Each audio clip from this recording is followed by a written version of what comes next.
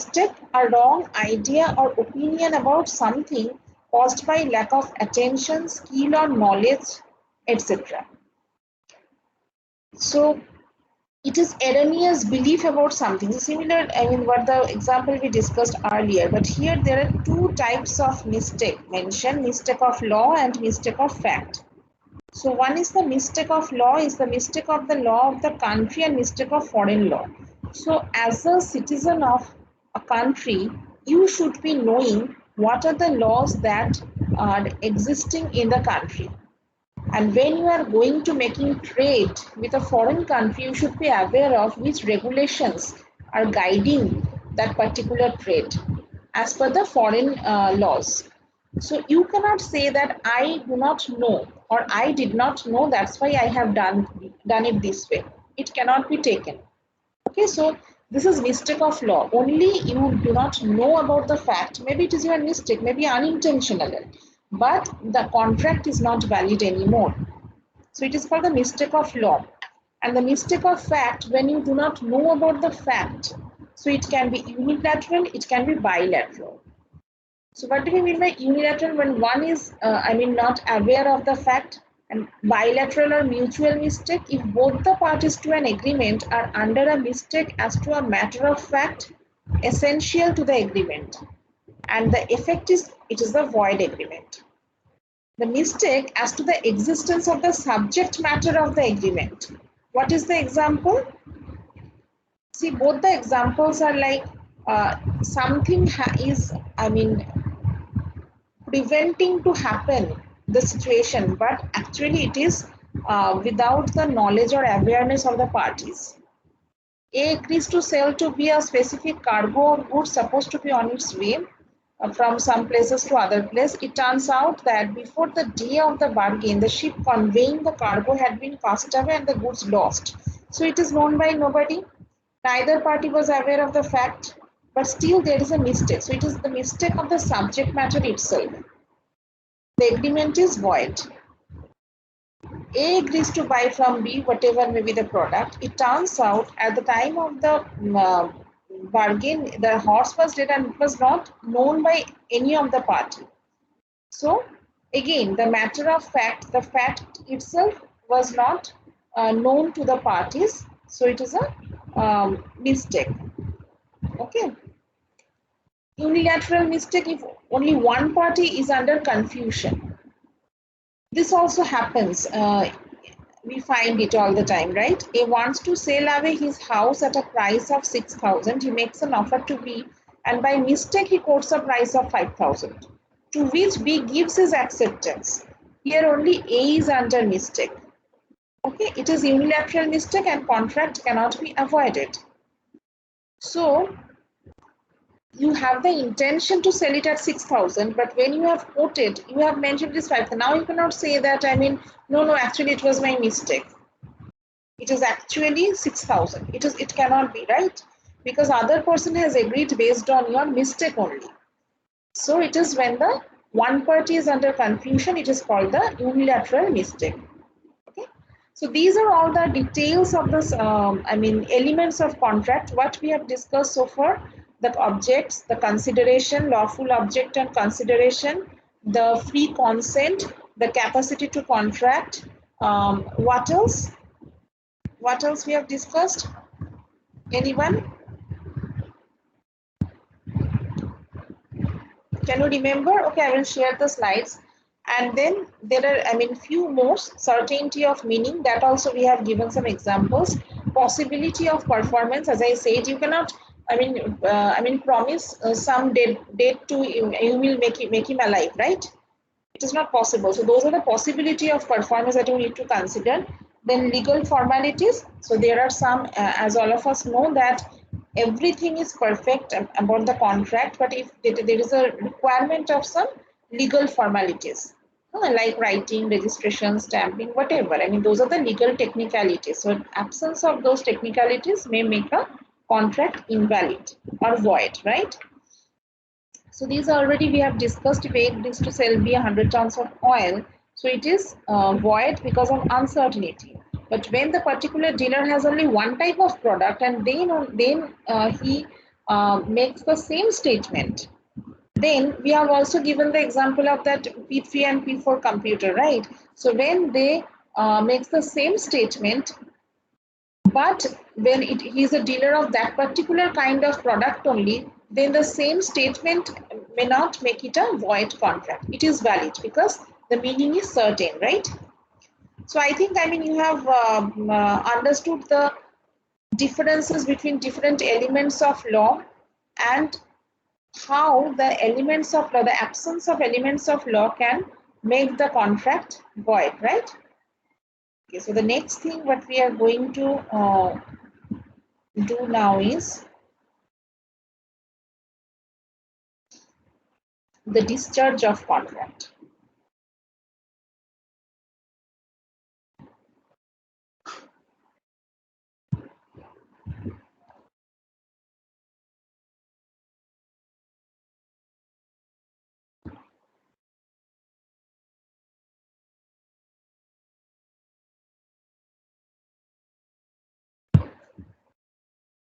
So it is the discharge of a contract. Okay. So when the contract is going to be completed, when we can say that the contract is completed, when it is performed, when it is completed. So what are the different types of the discharge of a contract? Discharge by performance. So it is very obvious.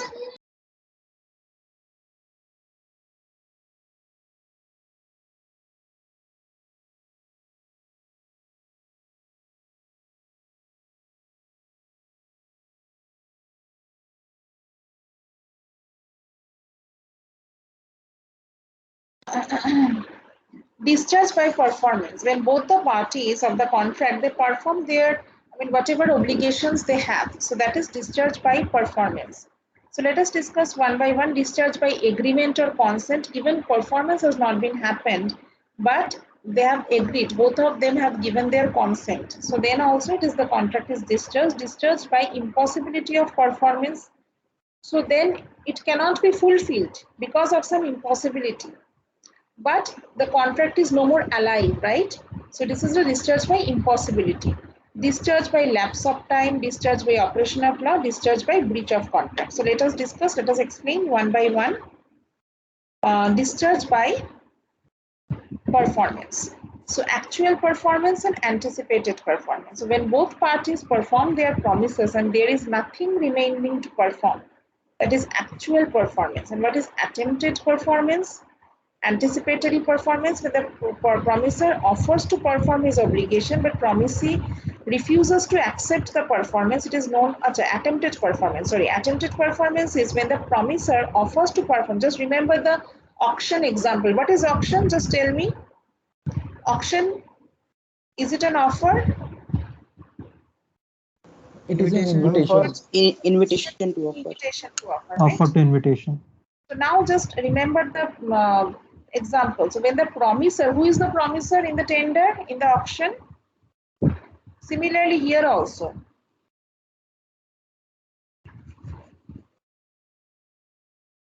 So tender is also an invitation to offer, right? Why tender is an invitation to offer? Can you explain, anyone? Raise your hand. You understand what is tender, right?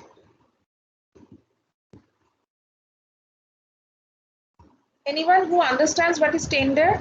Yes, Divyam, can you explain others what is tender? Ma'am, if I want to get something done, let's say I want to build my house and I pass on a public invitation tender. So all the contractors who can possibly build my So home in your would, IIT, there are lots of tenders happen, right? In a, yes. So okay, so any everyone kind of will purchase you need to make, it is not a personal thing. So you need to give an open tender, ask for a tender, right? So then what is the system? What is the method? let's say if I was in Scotch, so let's say if people want to, or if we had to buy any, if we want to get the court renovation done, so we had to float a Yes, tender, and yes, all the people from Kolkata or nearby Odisha, and these people yes, used to apply, and the Hmm. person who is doing all the work that we require at the minimum price would Hmm. get the job, Hmm. and Hmm. that's the tender. Hmm.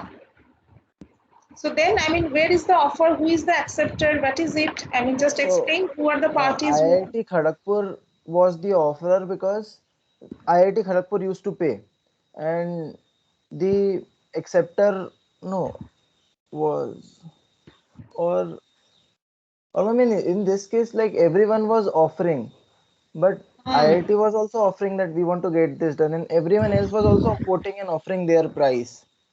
Hmm. So isn't like both of them are So both offerers are and both both. of them are How both acceptors? can be the offerer? So who is the acceptor here? IIT was the acceptor because no, no, okay, so IIT was the offerer because they were offering a work to be done, and the people were acceptor as they were giving a quotation that we accept the job for this amount of money. At the end, right? Yes. Which one? When IIT is asking for tender, the process, then what is it? Who is I mean the offerer here?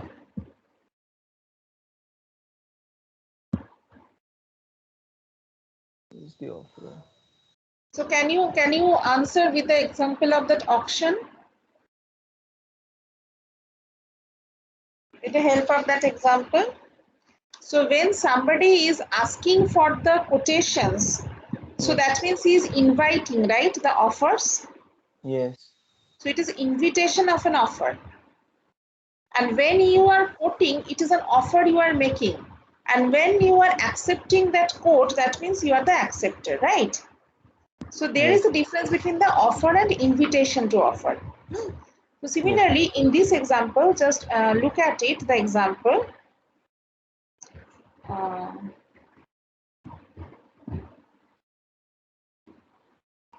yes, this one.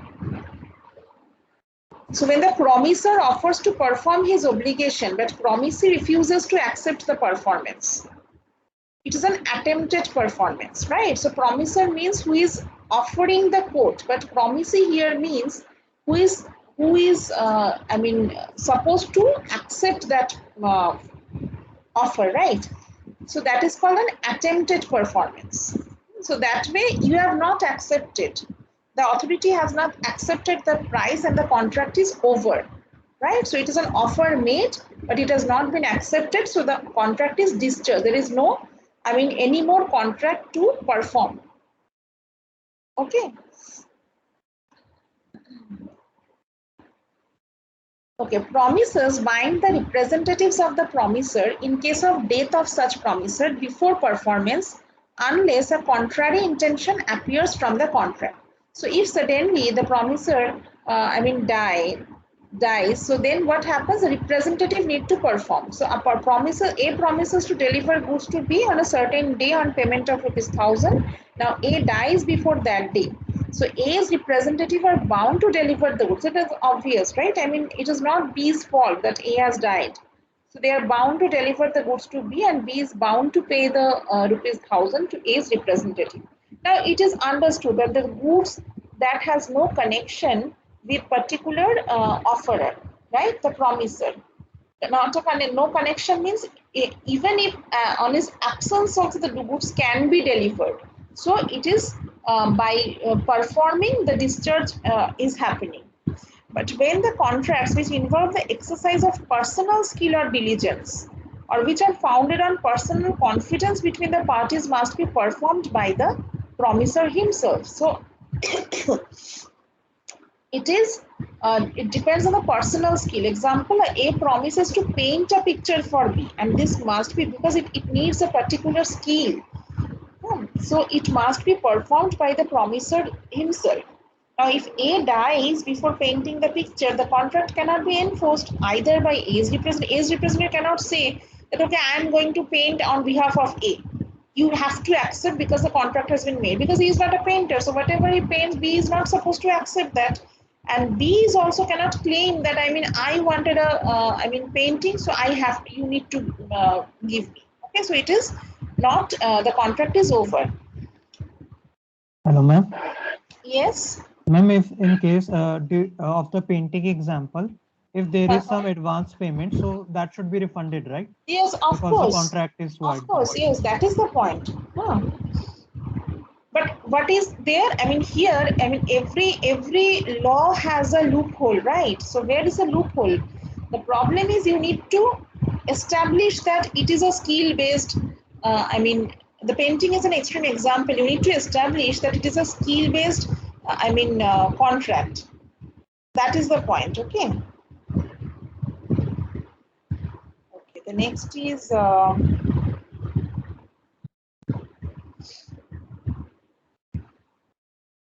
Discharge by agreement or consent. New contract substituted for old contract with the same or different parties when some or all terms of a contract. So these are the different types of, it is by the consent of the parties only it happens, but that way you also can discharge the contract. How? New contract substituted for old contract with the same or different parties. So it is with the consent of both the parties, with the free consent of both the parties.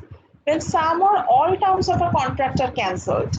So again, it is okay. Alteration when one or more terms of a contract are altered by the mutual consent of the parties to the contract, then also it is okay. It is discharged. The original contract is no more, right? So that's why it is called a discharge by agreement or consent. So original contract does not remain anymore.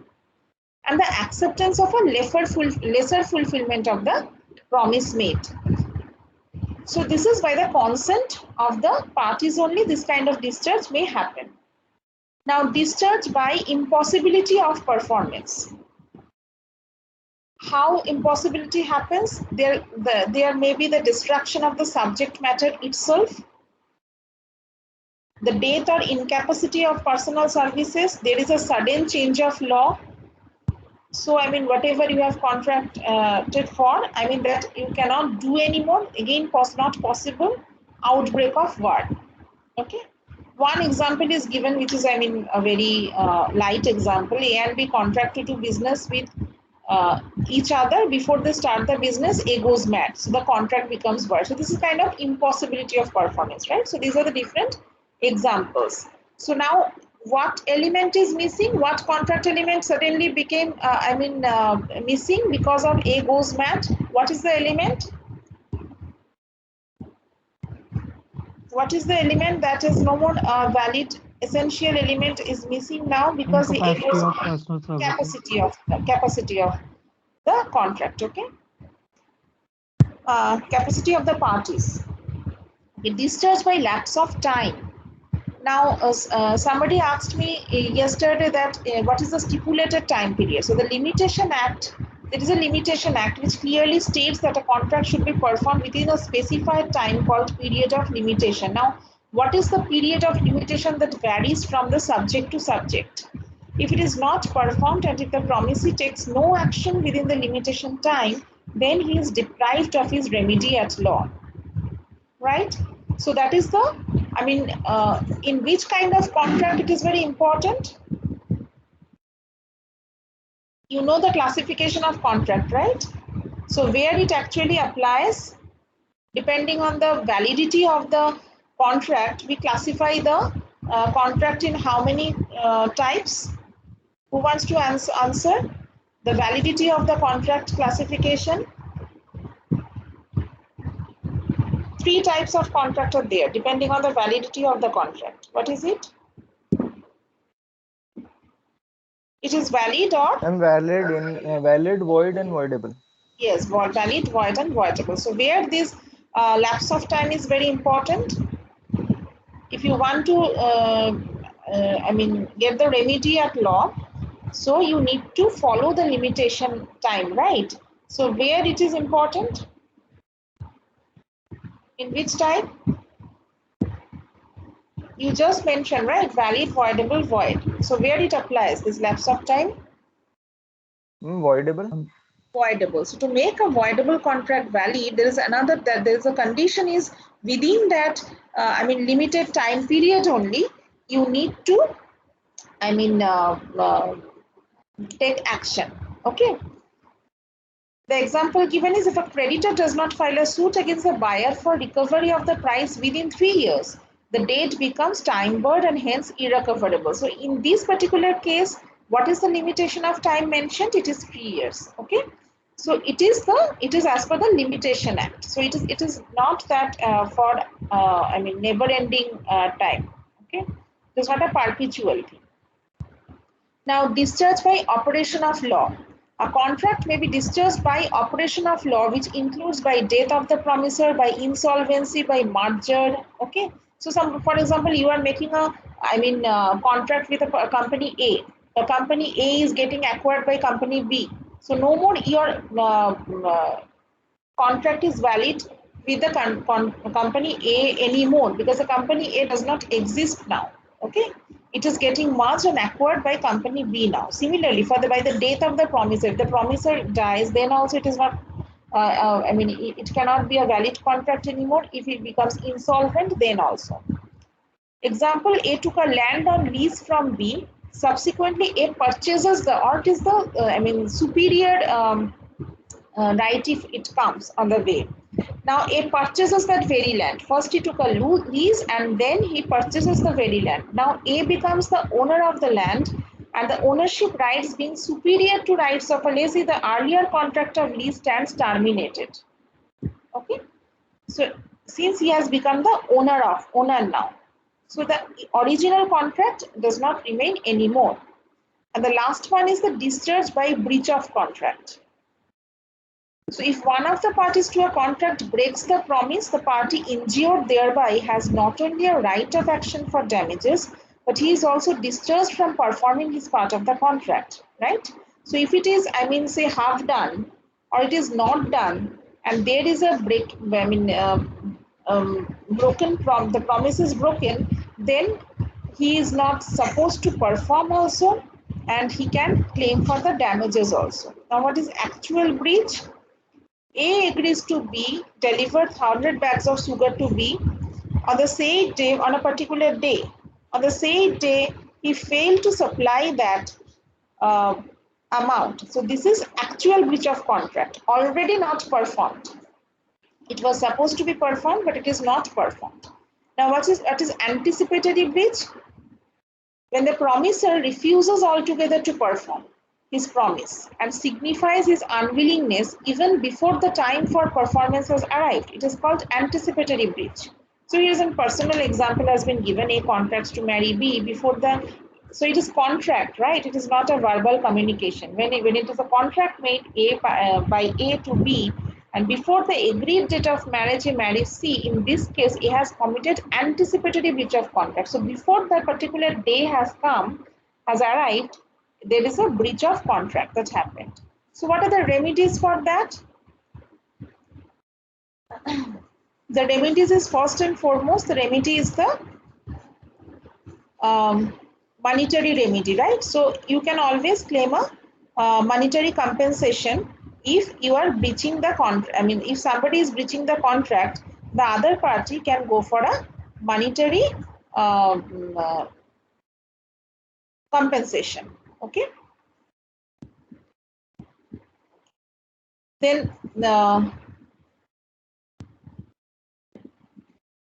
rescission of contract.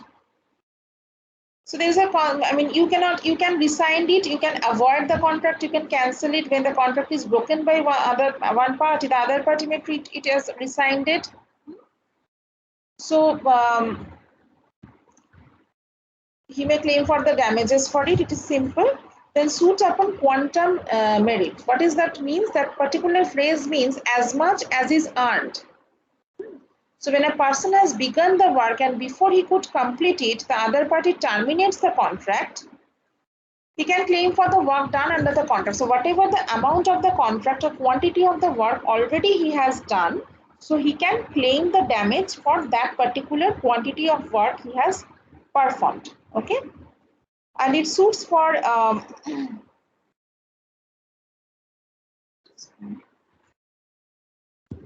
yeah.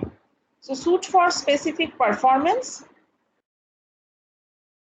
So where the damages are not an adequate remedy, sometimes it may be that monetary compensation is not all that you want. The damage is like it is more than that to you, literally. The court has the discretion on the suit for specific performance direct party in which to carry out his promise according to the terms of the contract. You have to carry out your promise. The court has the discretion that they can impose on you that you have to carry out your promise. Okay? Because monetary compensation is not sufficient enough. And the last one that is very important is the suit for injunction. When you are already trying to avoid the contract, the court may issue it is an anticipated thing. Okay. So, say for example, you are making some building in some place. The promoter, the promoter is has decided to make some building in in some place. So you know that, but the promoter cannot do that. There's a contract that he cannot, take the land because it is meant for the other purpose. So now, if there is an anticipation that he can breach the contract, then you can go to the court and you can get an issuance of the injunction order. Okay. So these are the things when you are anticipating that there may be a breach of contract, you can beforehand you can uh, uh, issue and you can go to the court to issue an injunction order. The example given, just read the example. It is a simple example given here that a film star agreed to act exclusively for a particular producer for 1 year, but during the year she contracted to act for some other producer. So here she could be restrained by an injunction. So if the other producer for whom he was supposed to work with, if he issue an injunction order, then this particular this film star cannot work with the producer he wants to work with. Okay. So these are the different types of, discharge. How the discharge of the contract may happen. Discharge by performance, discharge by impossibility, discharge by operation of law, discharge by breach of contract. Okay, so these are the different types of discharge and the remedies. When there's a breach of contract, what are the remedies? Okay, now there are few types of important contracts that you need to know. Those we will discuss one by one in the remaining time whatever we have, and they are very close to each other, so you need to understand the differences between those contracts. So number one is guarantee. Okay, a contract of guarantee is a contract to perform the promise or discharge the liability of a third person in case of his default. So all of us more or less know, right, the guarantee, the meaning of the guarantee, the term guarantor. Okay, the person who gives the guarantee is known as the surety. The person in respect of whom the guarantee is given, or the guarantor, in respect of whom the guarantee is given, is known as the principal debtor. And the person to whom the guarantee is given is called the creditor. So these terms, debtor, creditor, these terms are new to you. So when we discussed, when we did our accounting class, I think I have used the terms debtor and creditor. Can you tell me who is debtor, who is creditor called? This Ma'am, is creditor is someone who lends money, and debtor is someone who takes money. creditor is who lends money. Okay, and debtor, who is Debtor debtor? who takes the money, right? Who takes the money. So is Yes. it only about money? Ma'am, anything could be credited. So just to give us the synonym of debtor and creditor in a business situation. So what is the business? What is the operation when we do? Either it is a product or a service, right? Yes. Yes, So ma'am. either we sell product or we sell service. So here, who is the debtor, who is the creditor? So the person who is selling the service will be the creditor, and the person who is buying would be the debtor if he is not paying right away. So who are the debtors? Who are our? If you have a business, you purchase. You also purchase, right? You also sell. Yes. So Yes. who is your debtor? Who is your creditor? From a business's perspective, So if business I is an am a entity. business entity, Yeah. So then who is your debtor and who is your creditor? if I'm, let's say I'm building shoes, I'm making shoes, and I'm Okay. buying leather from someone, Yes. and I'm taking leather, the from the person whom I'm taking the leather is Mm-hmm. my creditor, because Yes. I told him that I'll pay after my shoes are sold. Yes. And So let's say that a means farmer comes to me and he yes. Yes. buys a pair of my shoes, and he says Yes. that after his crop will grow, then he'll pay me back. So he is my debtor. Debtor. So that means debtor is your customer and creditor is your supplier, right? Yes, ma'am. In simple most term, huh? Yes, Okay, ma'am. so just remember it is for everyone who is not,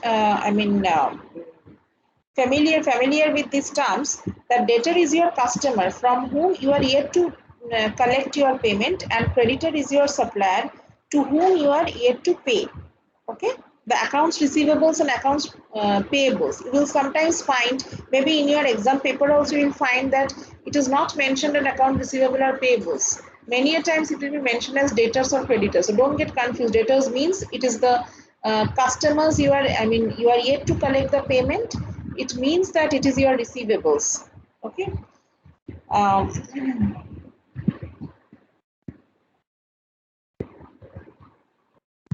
where was I? Okay, so the person who gives the guarantee is known as the guarantor or surety. The person in respect of whom the guarantee is given is known as the principal debtor. And the person to whom the guarantee is given is called the creditor. Okay, so principal debtor means he is actually liable. He is supposed to pay it to the creditor. Creditor is yet to receive that.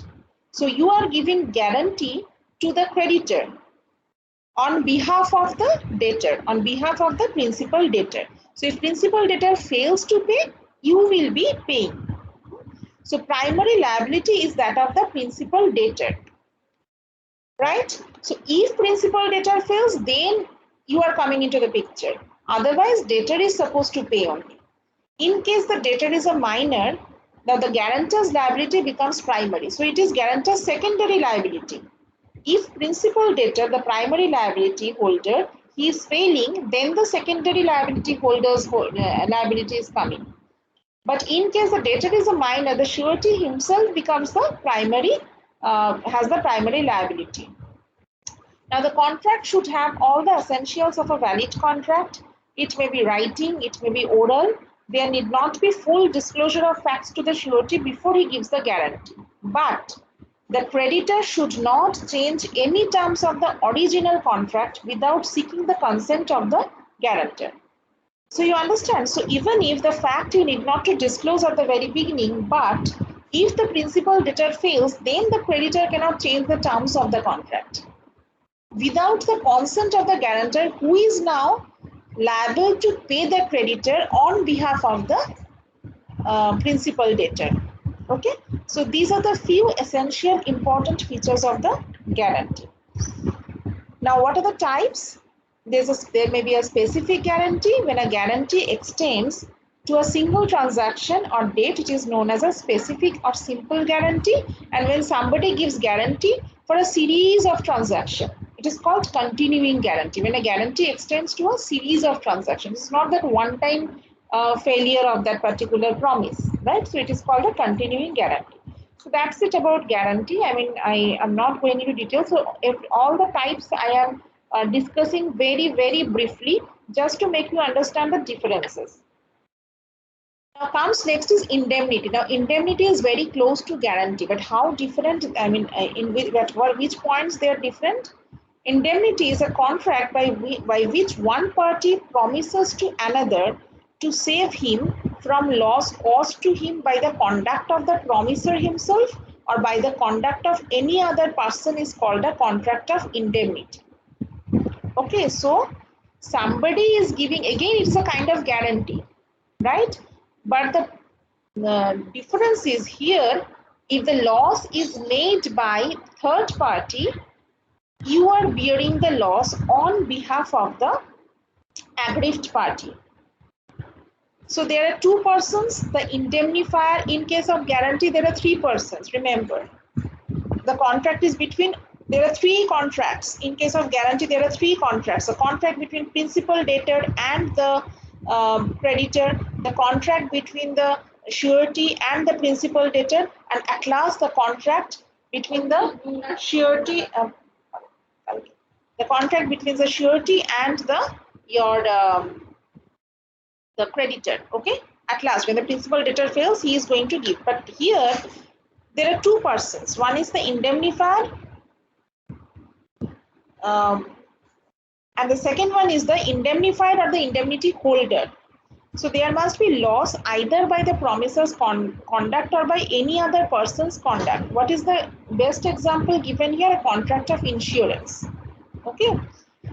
Now, his liability, the indemnifier's liability, commences when the event causing the loss occurs or when the event saving the indemnified from the loss becomes impossible. So either the indemnified cannot save himself, or there is a loss occurs. So when an accident happens, so then it is a third party's fault, right? That the indemnity holder or the indemnified, he is in loss. So now the indemnifier, the insurance company, he is actually giving the damage to the claim to the indemnified. So he has no contract with that particular party who has created the damage. So there is, the contract is between the indemnifier and the indemnity holder. So that is the difference between a guarantee and an indemnity. So that's it. You need not to understand anything else. Just remember the example, and remember there are three parties, there are three agreements, there is one agreement only, and there are three parties, here there are two parties. That is only the difference that you need to understand. Okay. The next one, this guarantee and indemnity are very close, and the next two what I'm going to discuss, those two are also very close. The first one is the bailment. What is bailment? The word bailment is derived from the French word bailer, which means to deliver. Bailment means delivery of goods by one person to another for some purpose, upon a contract that they shall, when the purpose is accomplished, be returned or otherwise disposed of according to the instructions of the person delivering them. The person delivering the goods is called the bailer, and the person to whom they are delivered is called the bailee. Example, A delivers some clothes to B, a dry cleaner, for dry cleaning. So you are putting your cart to a particular garage for some maintenance purpose. So these are the examples of bailment. Here, who is giving the goods? He is the bailer, and who is going to return the good? He will be the bailee. So there are two persons involved here, bailer and bailee. Bailer means the person delivering the goods. Bailee means the person to whom the goods are delivered. There must be delivery of goods, and the good must be in deliverable condition. That is very important, right? I mean, you are going to keep your own belongings to someone, and if it is not in the condition, then there might be some damages happening.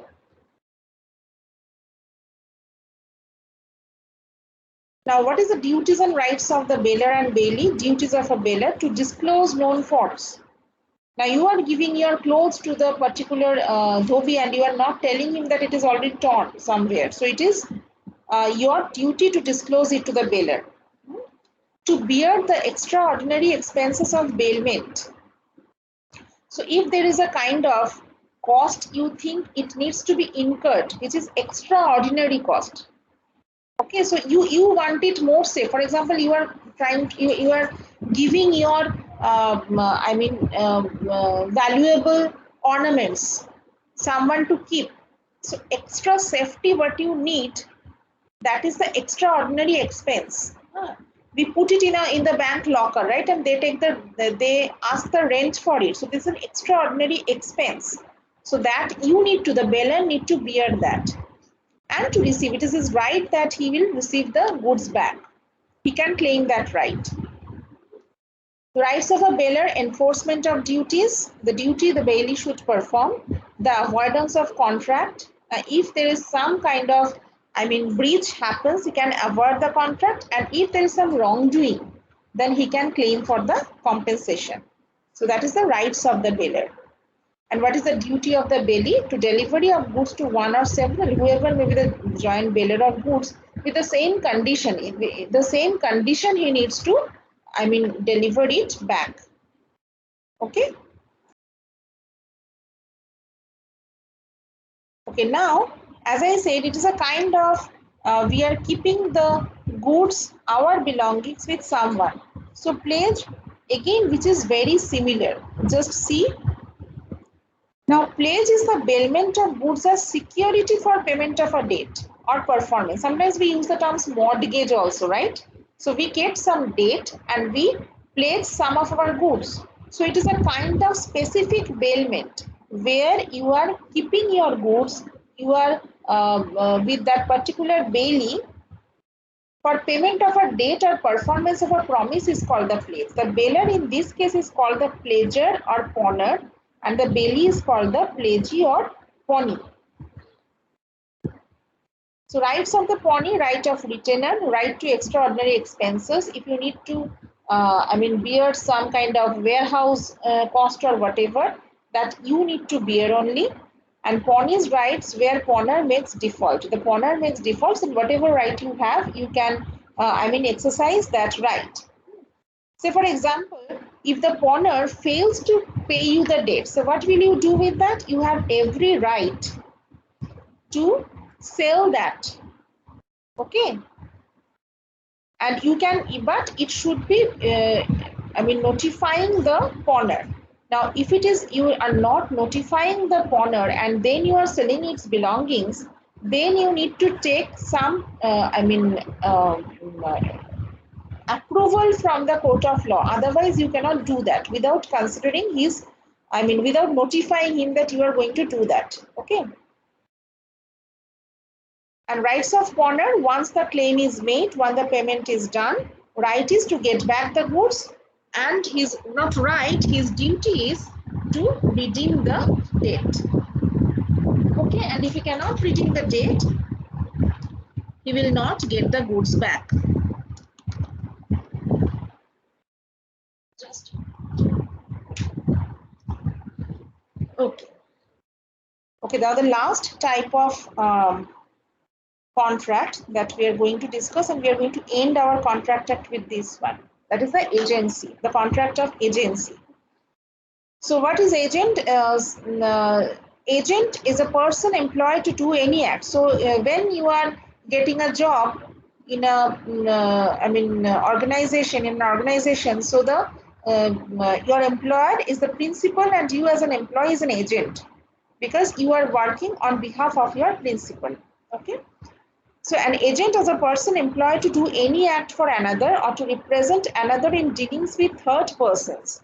The person for whom such act is done is called the principal. So you are doing some work for some other person who is the principal.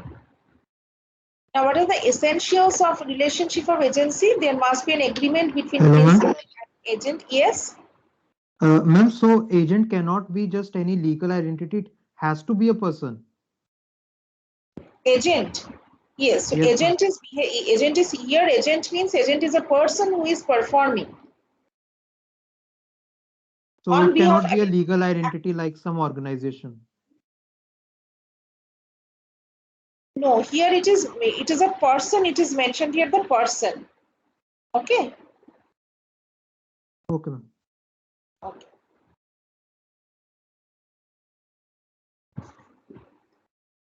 Now, agreement between principal and agent. Intention of agent to act on. So here we talk about the death of agent, the insolvency of agent. So you cannot, term the particular entity as an agent. Here it has to be a person. Okay. Now, agreement between principal and agent must be there. Intention of agent, intention must be there to act on behalf of the principal. Anyone can be an agent whom you are employing, and anyone can employ an agent. Now, what are the types of creation of agency? By express agreement, there can be an express agreement.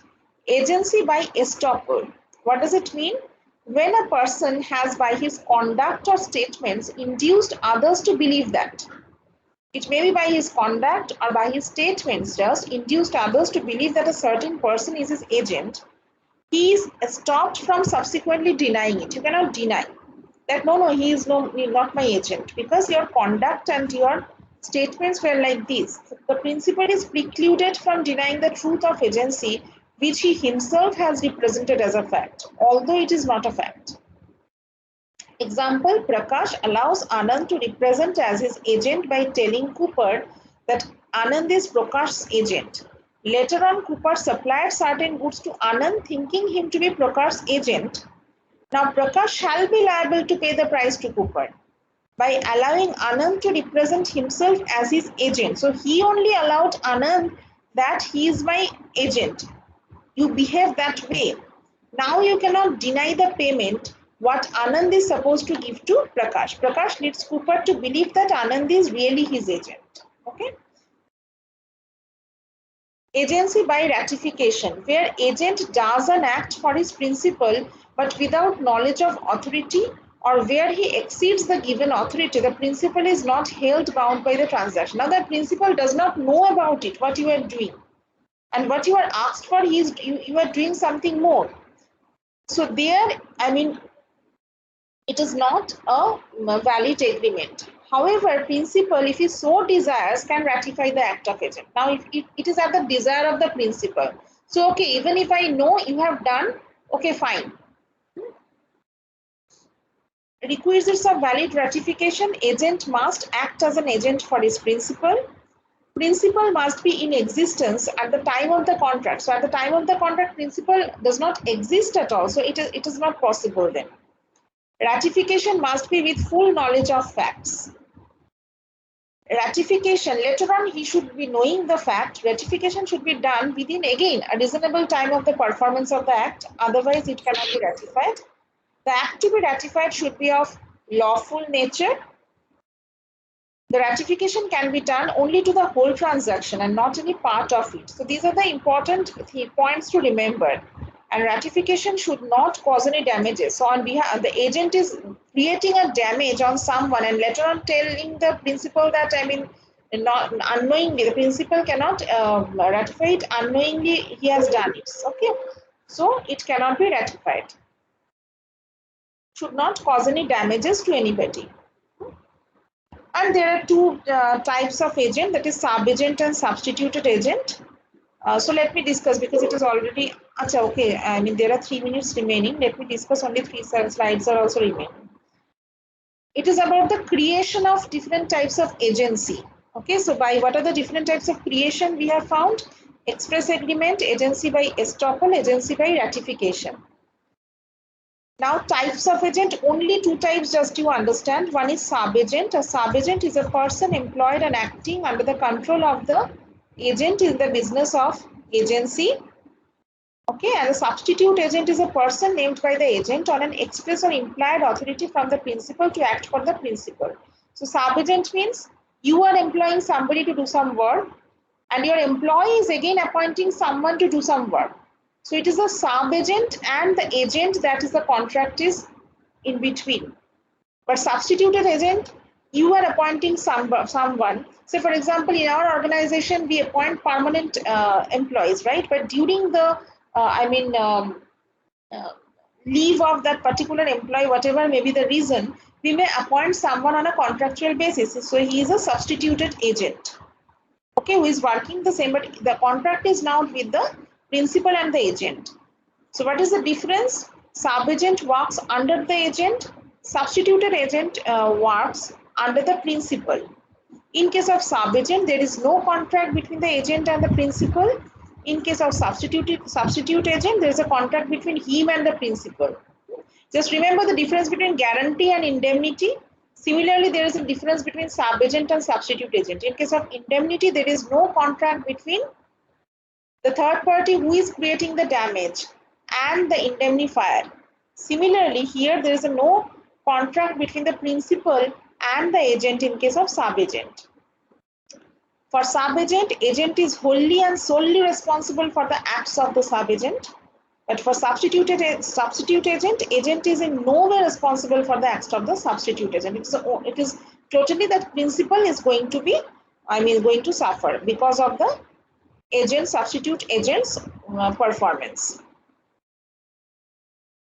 How the agency can be terminated? By act of parties, either by agreement or by revocation by the principal, a revocation by the agent, and by operation of law. Performance of the contract, expiry of time, impossibility of performance, expiry of time, death of either party, insanity of either party, insolvency of either party. So you understand that why agent cannot be, has to be a person. Destruction of the subject matter, principal becoming an alien enemy. So when a principal is from a different state and suddenly war breaks out, so that principal himself, he becomes an enemy. It is not that particular country only. And the dissolution of a company. Okay, so this is so then the agency itself, the company itself, it gets dissolved. So then there is no automatically the termination happens. Okay. So this is all about the Contract Act. So I think I will be taking the test based on the whatever I have taught in the accounting part and this Contract Act. But if I consider to take the test on next Friday, then maybe what I will discuss on on Wednesday and Thursday, that may also come. But the questions will not be very big, and the questions also, whatever we have discussed in the class, mostly the conceptual questions, maybe a few numericals. So it will not be at all difficult if you follow the class. So I will later on I will tell you the exact date of the test. Ma'am, Okay. what will be the format of test? I think it is as brief as possible, because 136 students, it is not possible for me or the TAs also to, go for long answers, to look, to check long answers. Okay. So it will be as brief as possible. The answers will be. The pattern will be objective type. I have not yet decided. It may be MCQs also, it may be one word answer also, or it may be a very short one or two, three sentences. The questions may be many, but the answers will be very small. That I have decided, whatever I have decided now, I do not know. I think by the weekend I will be able to make it clear. Okay. And the Will platform it be on modal or subjective? See, the questions from the contract, it has to be subjective, right? So, let's see. Can you also share the lecture slides for these Yeah, two yeah, this previous ones? contract, the whole contract act, the 3 days, whatever we have discussed, I'm going to share today only. Huh? Okay.